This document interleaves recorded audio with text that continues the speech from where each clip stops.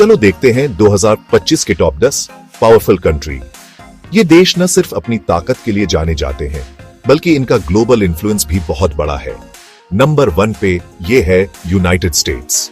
America की ताकत उसकी मिलिट्री पावर, इकोनॉमिक और टेक्नोलॉजिकल प्रोग्रेस में है। 78 ट्रिलियन की जीडीपी और 309 मिलियन लोगों के साथ अमेरिका की अर्थव्यवस्था दुनिया की सबसे बड़ी है। यूएस सबसे आगे है अपनी मिलिट्री माइट, टेक इनोवेशन और स्ट्रॉन्ग अलायंसेस के दम पे।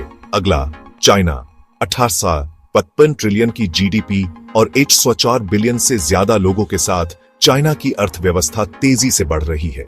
चाइना का तेज ग्रोथ और असर्टिव फॉरेन पॉलिसी इसे ग्लोबल हैवीवेट बनाता है।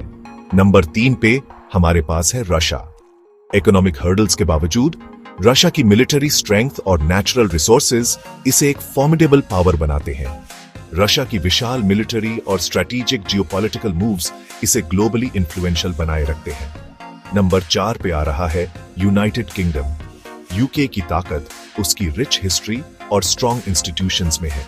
3-5 ट्रिलियन जीडीपी और अलायंसेस की रिच हिस्ट्री के साथ यूके का फाइनेंशियल और डिप्लोमेटिक नेटवर्क अभी भी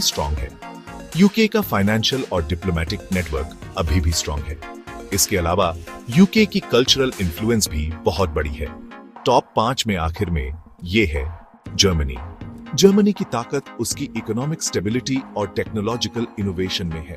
यूरोप की सबसे बड़ी इकोनॉमी 4 ट्रिलियन डॉलर्स की जीडीपी के साथ जर्मनी की मैन्युफैक्चरिंग और इंजीनियरिंग कैपेबिलिटीज इसे एक ग्लोबल लीडर बनाती है।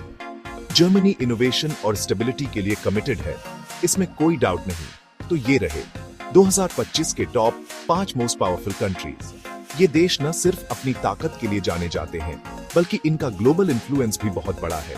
आगे कौन उठेगा? कौन सा देश अपनी ताकत और इन्फ्लुएंस को और बढ़ाएगा? Stay tuned.